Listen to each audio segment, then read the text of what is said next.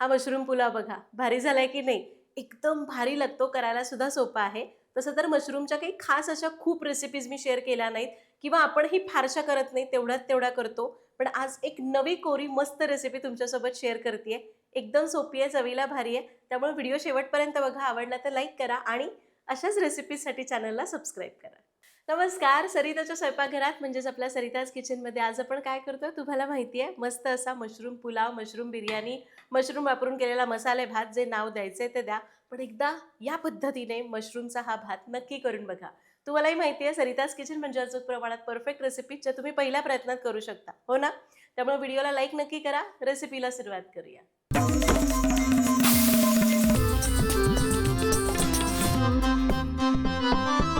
तर सगळ्यात पहिल्यांदा बघूया या मशरूम पुलाव किंवा मशरूम बिर्याणीसाठी साहित्य काय लागणार आहे. त्यासाठी आपण घेतलेले आहेत 400 ग्रॅम मशरूम्स, चवीपुरतं मीठ, अर्धा चमचा हळद, 1 ते 1.5 चमचा बेडगी मिरची पावडर, 1 चमचा धणेपूड, 1 ते 1.5 चमचा बिर्याणी मसाला, 2-3 चमचे आलं लसणाची पेस्ट, पाव कप ताजं दही, थोडीशी कोथिंबीर आणि 10-15 पुदिन्याची पानं. त्यानंतर भातासाठी आपण घेतलेला आहे 1 कप म्हणजे साधारण 200 ग्रॅम लांब दाण्याचा तांदूळ. तो स्वच्छ धुतला, अर्धा तास भिजू घातला. 1 कप तांदळासाठी 1.5 कप पाणी लागेल आणि अर्धा कप नारळाचं दूध घेतलेलं आहे. फोडणीसाठी आपण इथं काही खडे मसाले घेतले.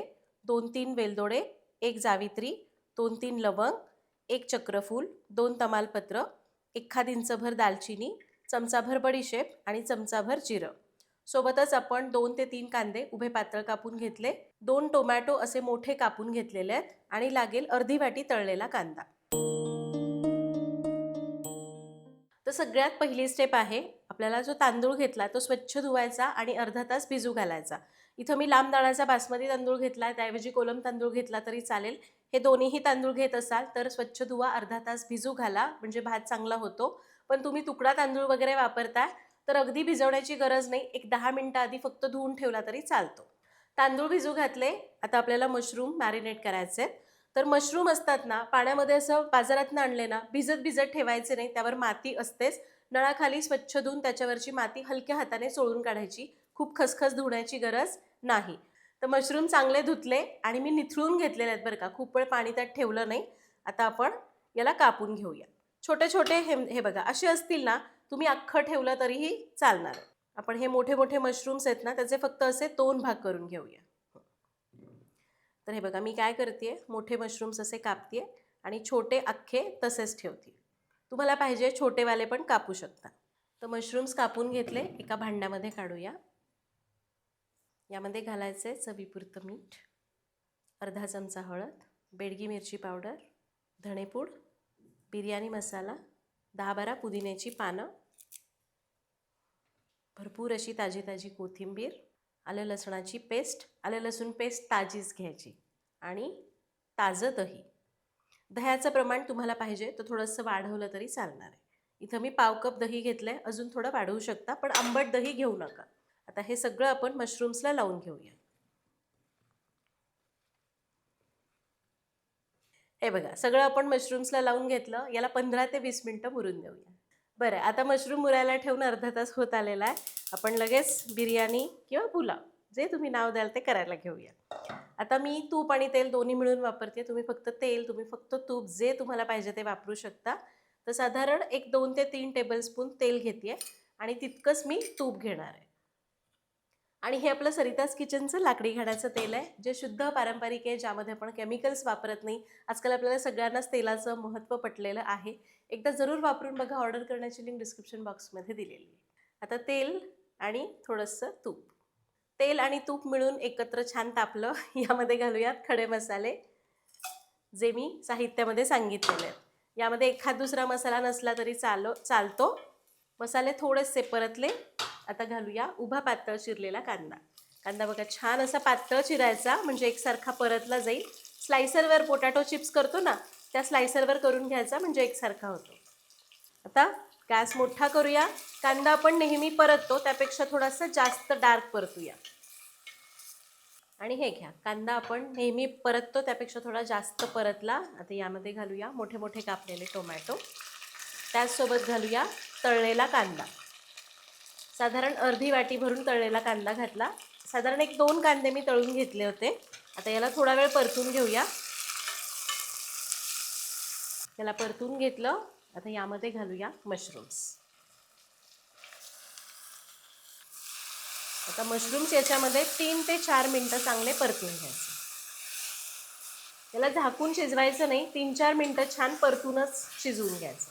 आणि हे बघा, मशरूम आपण 3-4 मिनटं परतले, कसले भारी दिसतात. असं वाटतंय असंच याच्यावर झाकण ठेवावं आणि शिजवावं, पोळीबरोबर सुद्धा भारी लागतील. तुम्हाला तसं करायचं तसं करू शकता, पण आपण करणार आहोत भात. तर आता आपण यामध्ये घालायचं आहे पाणी. आपण नारळाचं दूध पण घेतलंय बरोबर, त्यामुळं आपण त्यालाही धरायचं आहे आपल्या गणितामध्ये. तर आपण 1 वाटी म्हणजे या कपने मी 1 कप तांदूळ घेतला होता. आपल्याला तांदळाच्या दुप्पट पाणी घालावं लागतं, पण आपण ऑलरेडी अर्धा कप काय घेतलंय, नारळाचं दूध, त्यामुळे आपण ते थोडंसं पाणी कमी घेऊया. 1.5 कप पाणी घेतलं, गरम पाणी घ्यायचं. यामध्ये अर्धा कप नारळाचं दूध घालायचं. हे मी बाजारातून आणलेलं रेडीमेड दूध आहे, तुम्हाला पाहिजे तर तुम्ही घरी काढून वापरू शकता. हे नारळाचं दूध घातलं. याला आपण मिसळून घेऊया आणि मस्त एक उकळी आणूया. आणि हे बघा, याला मस्त उकळी आली आहे. मी थोडंसं चाखून बघितलं, मला मीठ कमी वाटतंय म्हणून अगदी पाव टीस्पून मीठ घातलं. याला मिसळून घेऊया आणि यामध्ये घालायचे भिजवलेले तांदूळ किंवा धुतलेले तांदूळ. तांदूळ चांगले निथळून घाला. तांदूळ घालूया. याला चांगलं मिसळून घ्यायचं. तांदूळ घातल्यामुळे पाण्याची उकळी थोडीशी निघून जाते. आता गॅस मोठा करू आणि परत एक उकळी आणू. हे बघा, तांदूळ घातले, परत एकदा मस्त उकळी आली. आता यावर घालूया चिरलेली कोथिंबीर. याला एकदा हलक्या हाताने ढवळून घ्यायचं.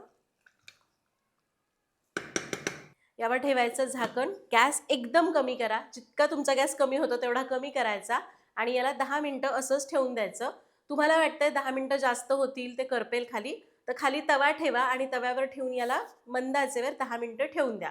ठीक आहे, 10 मिनटं याला असंच ठेवूया. बरोबर 10 मिनिट झाली, आपण बघूया. वा, किती भारी दिसतोय. यावर आपण तळलेला कांदा घालूया. भरपूर अशी कोथिंबीर घालायची.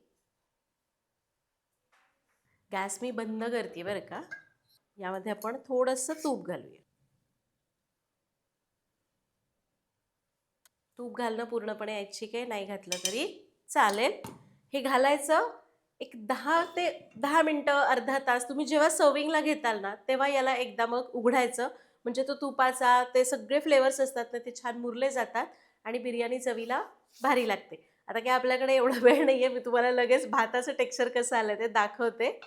आणि हे सगळं एकदा आपण खालनं हलवून घेऊ. आणि हे घ्या, आपला हा मस्त असा mushroom pulao, mushroom biryani, mushroom मसाले भात किंवा मशरूम भात, तुम्हाला जे काही नाव द्यायचे ते द्या, तो तयार झालेला आहे. असा मस्त मस्त गरमागरम मशरूम भात. त्याच्यासोबत रायता घेऊ शकता किंवा जस्ट एक कांदा जरी सोबतीला असं तोंडी लावणीला घेतला तरी चालेल. कोणतीही कोशिंबीर करा, पण एकदा या पद्धतीने हा पुलाव नक्की करून बघा. मी तर याला पुलापेक्षा बिर्याणी म्हणेन, कारण बिर्याणी मसाला घातल्यामुळे मस्त फ्लेवर आलाय. याला सगळं छान असं मिसळून घ्यायचं आणि गरमागरम सर्व करायचं. तर तुम्ही सुद्धा मशरूमच्या काही वेगळ्या रेसिपीज कधीतरी करायच्या असतील तर त्यामध्ये ही एक नवीन ॲडिशन नक्की करा. भेटूया पुढच्या भागात. धन्यवाद.